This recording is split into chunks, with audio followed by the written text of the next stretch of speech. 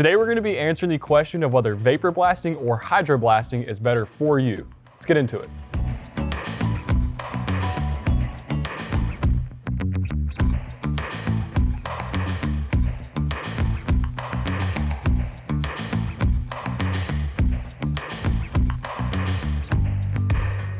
All right, so if you are not familiar with what vapor blasting or hydro blasting are, don't worry, we're gonna cover that in this video. I'm actually gonna start with hydro blasting, and right behind me is the VH800 Hydro Blast from us here at Vapor Hornet Technologies. Now what this is a surface cleaning machine, meaning you're not gonna get any actual surface treatment, so you're not going to change the roughness of that surface. It's just going to remove any contaminants that are on top off of it. But that's the main goal of this machine. So you can take a part that is greasy, grimy, throw it in here and quickly remove that, no problem.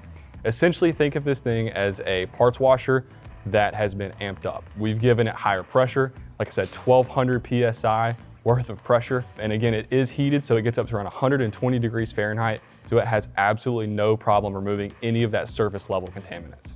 Now, where this machine really shines is if you are in any sort of high throughput production shop where you are working on cars, working on motorcycles, and you're not necessarily concerned with the finish of the part.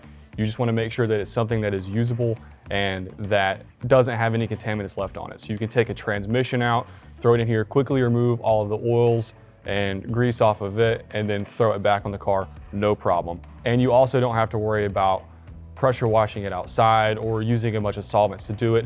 This thing keeps all of that water contained, that way you can dispose of it properly, and it also filters everything so you don't harm the machine in doing so. When you compare this thing to a standard parts washer, the difference is astronomical. If you guys have ever used one of those things and had to sit there and hand scrub all those parts, it's terrible.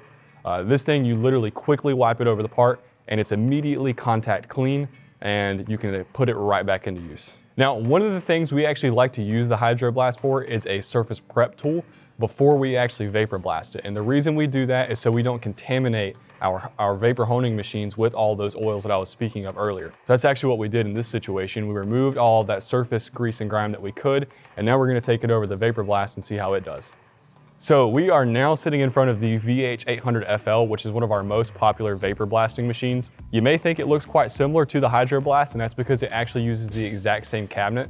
That's kind of one of the reasons they actually get confused amongst the internet, is because they do look quite similar, but we'll get into some other similarities and differences in just a second. But to explain what vapor blasting is, the main difference between hydro blasting and vapor blasting is that with hydro blasting, you do not have an aggregate, meaning that you do not have something like a glass bead or an aluminum oxide that's actually able to scrub the part and do the work. With this machine here, we're using a glass bead, so it's a circular abrasive. It's gonna roll across the part and polish it at the same time. But again, it's gonna provide that scrubbing nature that you need to actually remove contaminants past the surface level. This of course does affect the substrate, so it means it also changes your surface roughness values and gives you a true surface treatment.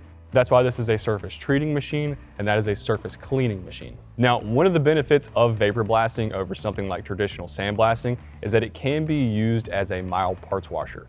Do we recommend this? Not typically, but let's say you have a part with about the same level of grease and grime that the ones we started with had, you could absolutely throw it into your vapor blast machine and clean it no problem. You do not have to do any sort of prep work. Now, if you were starting with a bell housing off of a transfer truck that's just caked up, I would absolutely recommend removing the majority of that before you put it in your vapor blaster. But because you have the water, it helps dilute that, and it doesn't necessarily affect the finish until you have highly contaminated water.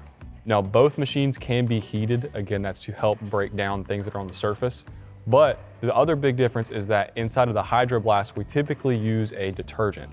Now, in this video, we were just using strictly water because we haven't added any into our showroom machine yet, but we typically do not put any sort of detergent in the vapor blast machines. Those are strictly media and water, but we do have an aqueous-based detergent that functions perfectly inside of the Hydro Blast. Now, we do have a corrosion inhibitor that you can put inside of your vapor honing machine. This prevents rusting and other forms of corrosion for up to 72 hours after blasting. We also have a no-pack additive that helps prevent your media from hard packing in the bottom. And we also have an antimicrobial agent that prevents growth inside of your cabinet. Guys, we're back. These look phenomenal. Both of these processes never cease to amaze me, especially when it comes to this roller here. You can see just how clean that is on the interior. It's absurd. Hydroblasting, again, does not remove past the surface level. So when you're looking at this stuff on video, it's gonna still look like it has a lot of buildup on it. But if you were to take your hand, if it was clean, and wipe it across the top, you wouldn't feel any of that. Now, vapor blasting on the other hand, does have that media. In this case, class B, that's actually able to come and scrub across the surface. A good analogy that you can think of whenever you're trying to understand this is if you have a plate after you've eaten and you just put your soap on it and then use the sprayer to try and spray it off, that's hydroblasting. So again, it doesn't do any damage to the part, but you're just simply running water over the top of it. Now, this is very high pressure water, so it does much more than the analogy I just gave. But again, you're vapor blasting by comparison because it has the aggregate and it's able to come in and scrub on the surface. That's as if you were to take your sponge and actually go in and do the work. But again, these finishes look phenomenal. Now, one thing you can do after this stage, so these have just been vapor blasted, but something I personally like to do, especially if I'm doing something like an engine case that has small passageways or holes, is I will actually, after I'm finished vapor blasting, put it back in the hydroblast and run that high pressure water through it to try and dislodge any media that's left behind.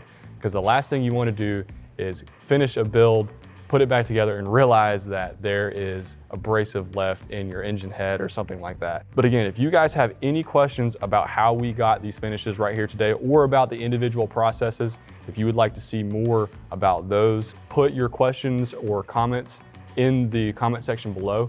We love interacting with you guys and hearing what you have to say down there. If you're actually ready to get one of these machines in your shop today and start doing the phenomenal work that you see here, you can check out our website, vaporhoneytechnologies.com, or call us at 828-202-5563.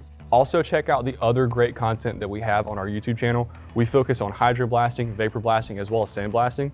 It's actually what this is here. This was a sandblasting video that we did to showcase just how quickly you can actually go to a polished finish. You guys can check that out somewhere up here. Not sure where it'll be. But again, if you guys like this type of content, make sure you subscribe. We love making this for you guys and trying providing educational content. Also give us a thumbs up and we will see you guys in the next one.